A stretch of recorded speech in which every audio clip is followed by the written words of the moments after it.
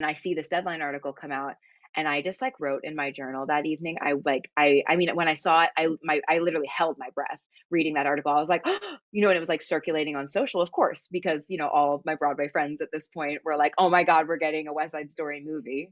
So I went home that night and I wrote in my journal, "I am playing Graziella in Steven Spielberg's West Side Story," and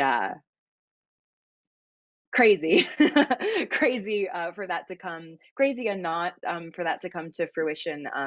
This role has been so meaningful in my life, and has been not only like a dream role, but it's been very formative.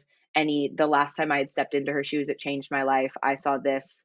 Little could 15-year-old me ever imagine that they would be doing a movie remake of it. When I moved to the city at 17, 18 years old and was back in the mix for the Broadway production, little could I have known.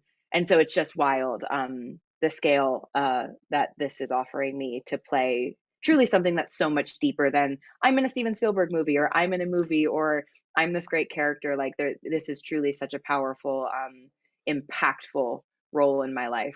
And I remember my agent called me being like this is happening, and I just fell to my knees outside of my apartment, and it was just like a moment of like you can't plan for those moments in your life when the dream, like the biggest dream in a way and bigger than you could have ever fathomed it, comes true. And I got this beautiful note of a few things that Stephen had said to me. They sent it through email, and that like just a very nice note from him and Tony Kushner that I will cherish for the rest of my life. And in that production you did sophomore year of high school, who did you play? I played Graziella. I know the answer, but I'm asking it anyway. Yeah, I played the same role that I'm doing in this movie, which is again like it's just I'm a pretty like woo-woo spiritual person, and I'm definitely hitting my Saturn return now in my life, and it's like all of these like patterns that are coming. But like West Side has been so deeply important in my life for so long. I was 15 years old. Um, I'll show you the pictures. 15-year-old me, Graziella, North Carolina School of the Arts, original choreography. And that role at that point, I mean, little could I have understood then how much this role would change my life. Literally emotional thinking about that. Um, but at that moment, stepping into, and that's the original production, right? We're dealing with a new script in the movie. We're dealing with Gratz having a bit of a different presence in the movie. And so we were doing the original script. She's very like the ooh, ooh, oobly ooh. She's really seen as just like a heavy hitter dancer in it. And but in that moment, it's funny, I fell in love with acting, which is like, I fell in love with acting playing her because I was coming from the dance world, the dance moments. And of course, she gets those big features in Dance at the Gym and in the original production and Cool and like all of these moments.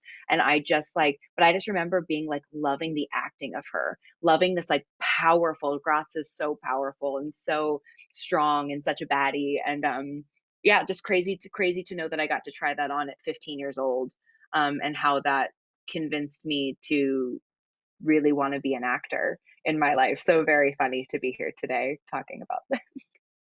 What is the day when you walk into your dance call and it's Steven Spielberg at the front of the room, and it's Tony Kushner, and it's Justin Peck, and it's like there was just an energy that day. We were out in Dumbo, Brooklyn, and of course, right, it's also like a massive project, and kind of a big trend is the bigger the project, the kind of more obscure place you're going to audition for it. You're kind of it's going to be tucked in a corner, so there aren't people outside trying to get info or something like that. So we're like tucked into Gelsey Kirkland out in Brooklyn, those beautiful studios.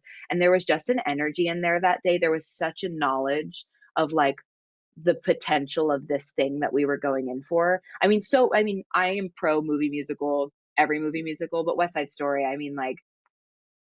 this would be like if they were like remaking the Singing in the Rain movie. Like this is like West Side is one of those like iconic pillar classics, and we all felt that.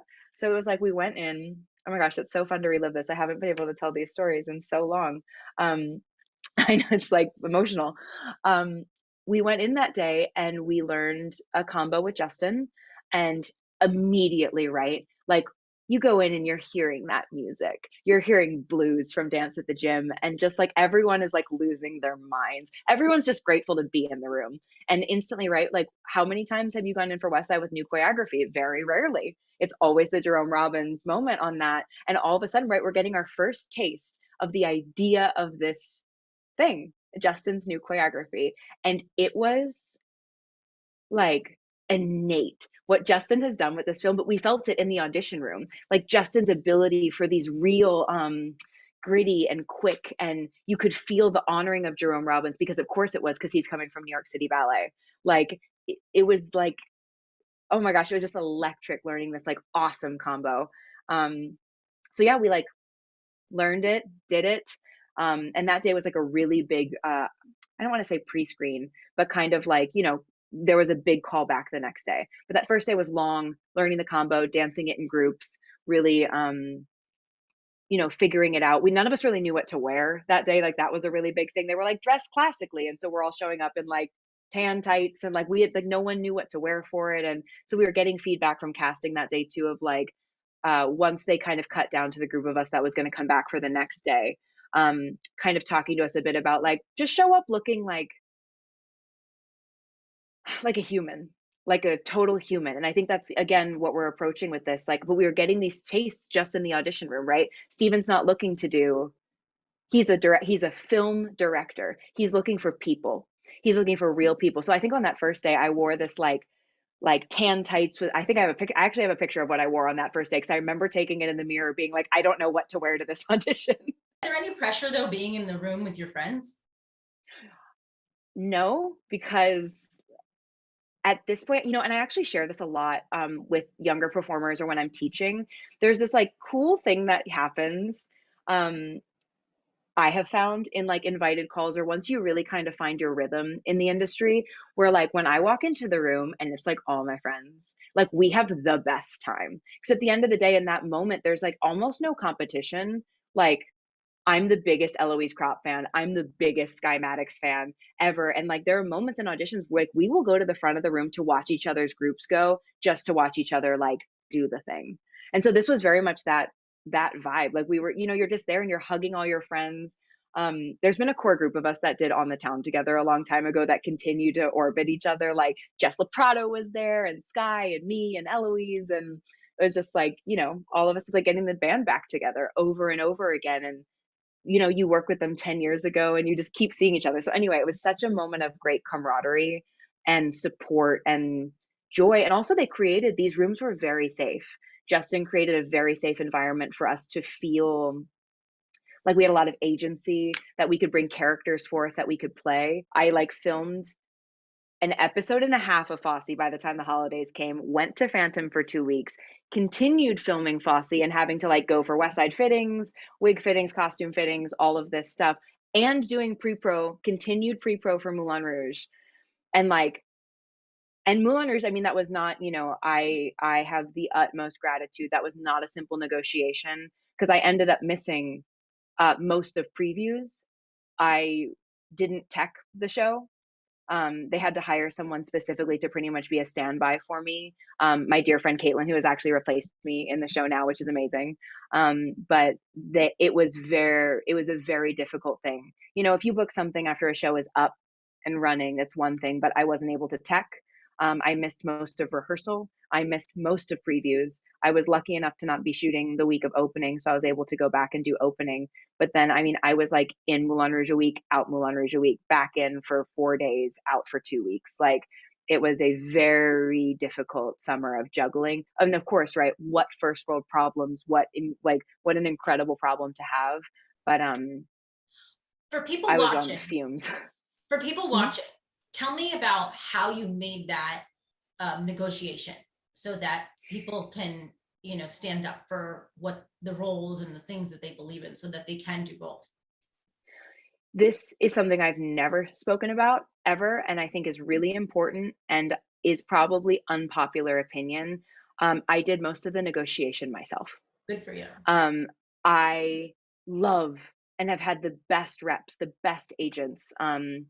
always, but there are moments in life where there is nothing better than the personal to personal ask and the personal to personal connection. And so with Moulin Rouge, right, I've been working with that team since 2017 at that point. So I'd been with them for 2 years already. Um, I have been a part of that creation of that show with them in those rooms for hours and hours and hours for years.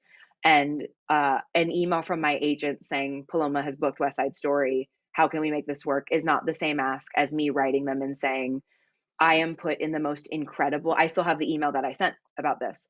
I have been put in the most incredible position, and I have no idea how to make this work. But I am getting, first off, Moulin Rouge is one of the greatest creative experiences of my life. The track that I was able to build in that, the gift I was given in that show is truly a dream come true in its own right for me. My sixth Broadway show, but the first one I felt a huge amount of my DNA in that track and that character in that piece. So I had that, and then my other dream coming true, like two massive dreams coming true at the same time. And I really had to paint that to them how I mean, I was so stressed, right? Like the greatest the greatest news just led to this like crippling stress of how do I get this done?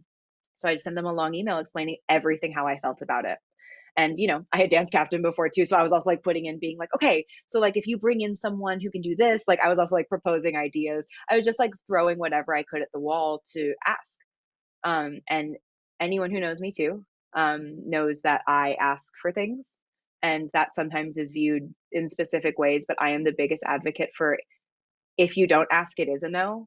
I'll never forget days of Steven up on a ladder over there, and then Steven like halfway down the ladder over there, and then like Steven on a rolly chair over here. And it's just like, they're trying to figure out how to piece it together. So that's us doing things many times over to see what tells the story best, right? But I mean, we did come up with something start to finish that we were able to run in real time. But in those moments, right, when the team would watch it, no one's sitting out front watching it. It's like section and Steven and Justin here, like fully imagining what that moment is going to look like and like who's in the periphery of that moment. But meanwhile, right, we choreographed it in a way that everyone is still doing something, and then they're over here and this is going to be shot from down here. And Steven's laying on the floor looking up at it this way. And Justin's tweaking and tweaking. And so we got it into a place after like a week that was in like some sort of shape.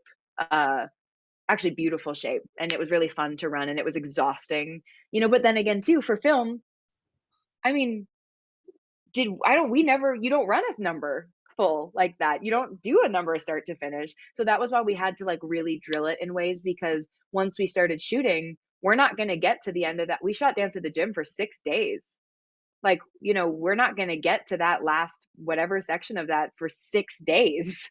Six, 12-hour days of shooting. You're doing like a 30 seconds, 15 seconds at a time, very, very short bursts with your work. And we also weren't rehearsing scenes heavily because of the way Steven works and the way a film works. So it's like, I have this scene work to do, but they barely let us have scripts because they don't want us sitting there rehearsing things. Steven wants to feel it live in the moment and capture it for the first time when we're doing it. So anyway, Dance at the Gym was exhausting. It was the best, and filming it was 6 days of my feet have never hurt so bad in my whole entire life. I think I like threw Mike's back out like 30 times. I'll never forget one of the most special dance moments of my entire life. It was Mike and I working on it was a coverage day of our duet, and there was a moment where we ran it. I mean, we were so tired, and we were giving it each other our all and the work our all. And we ran it, and we were like dying out of breath. Like we were so exhausted. And Steven said, "We're going again right away." And like there in that moment, Mike and I were like, how? Like and Steven was like, "We're going again right away, right away, right away, back to one." And we went right away again. And in that take, whether that's in the film, whether it's not. And at the end of the day, honestly, with so much of this film, if no one ever saw this film, it impacted our lives. It impacted my life so immensely. It's not even about anyone seeing these moments. It's about what it was to go through them. So in that moment, I went to like the like total white room. And all I remember is I didn't even hear the music anymore. I saw Mike in front of me, and we just like did in that moment like the impossible. Our bodies were so tired. we were so exhausted, and our energy and our connection, and in that moment we just like flew through it. And it's funny because people remember watching that take, and it was just like we lost ourselves in the art and in the moment. And at the end, right, we finally get to the end of it, it's a cut, Mike and I fall to the floor, Steven runs over to us, like dives on the floor with us and was like just like smothering us with love. And it was magic.